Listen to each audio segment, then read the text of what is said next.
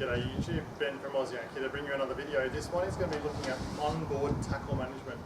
So onboard tackle management, this is critical for kayak fishermen in that both you need access to gear and you need to have the gear you need to catch the fish that you want to catch with you and within easy reach. So what I'm going to do is I'm going to talk you through how I've managed to achieve that on my kayak. Okay, so we've already covered off in previous videos about keeping things like lip grippers and a gaff easily accessible on the top of my centre hatch. With that, I've got two 6-inch hand lines which I use for bait collection. I use a Berkeley hookout, which is, I believe, essential when you're trying to handle larger pelagics. That's all in the centre, so very easy for me to access with either hand. Next, I like to keep my bait easily accessible. If I'm going to be using baits, I tend to troll lures off probably 60% of the time. And I use 2 algae bait buckets to achieve that. I also have a knife and a pair of pliers, easily accessible. But there's so much more to tackle management than that, especially in a kayak. So this is really where I believe kayaks such as the Ocean Kayak Prowler series come into their own. So with the this large hatch system, I like to keep a lot of my gear in Ziploc bags, so it's really easy for me to access. I try not to carry more gear than I'm going to use, but I like to keep enough gear so that I'm covered should I change tactics or should a different species come up. So what I like to do is keep some bigger rigs. So this is a rig, for example, for pelagics. It doesn't take up much room and it's just in a simple Ziploc bag. They don't cost a lot of money, those kind of rigs. Maybe take about 5 or so minutes to make one up from scratch. And they're probably worth about, I don't know, maybe $2 or $3 tops for the whole rig. So it's not a lot of money, but at the same time, I like to make sure I've got my gear with me. Okay, so from that,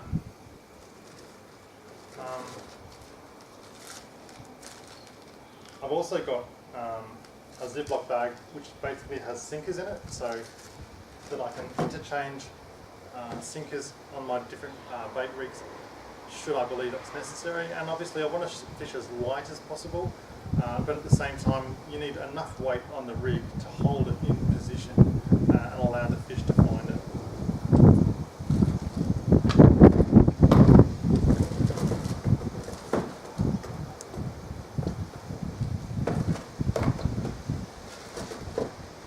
And from that I've got, so this is basically my open water gear.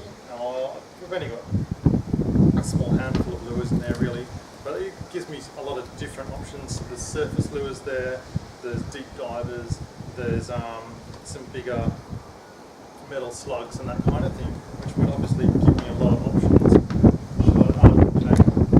should the fish decide to change the way that they're working. As well, I've got some inshore lures with me, and again a different range of minnow lures, which are your divers for trolling basically. I've got a squid lure and a different small range of metal spoons and slugs there as well. Finally, I've also got a packet of squidgy soft plastics, and I tend to find they work pretty well.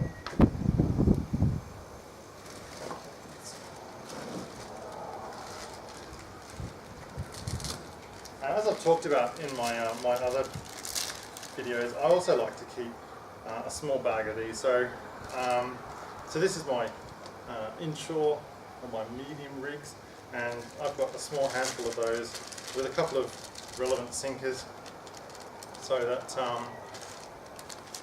if that's what I'm going to go for, then I've only got to grab one of these little bags out. It's clearly indicated by colour and also by name as to what I'm going to grab, so it's very easy for me when I'm on the water just to choose the gear that I'm going to need, and then that way I'm not leaving a hatch open, and if I was to roll the kayak I'd lose all that gear, which is obviously a big inconvenience to me, and I don't want to do that. Alrighty.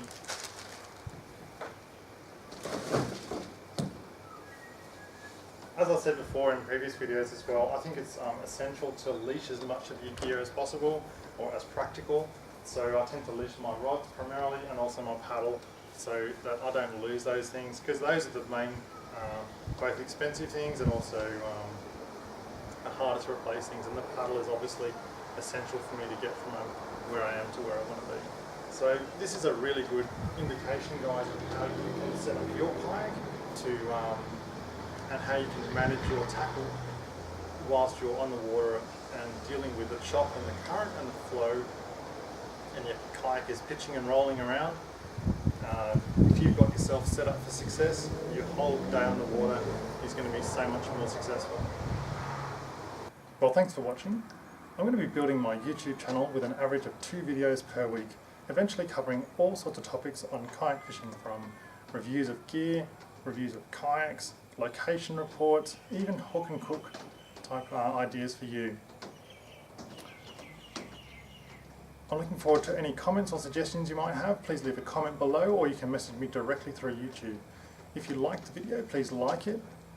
Please feel free to share this video on other social media such as Facebook or Twitter. And don't forget to subscribe. Thanks for watching. Until next time, tight lines and stay safe.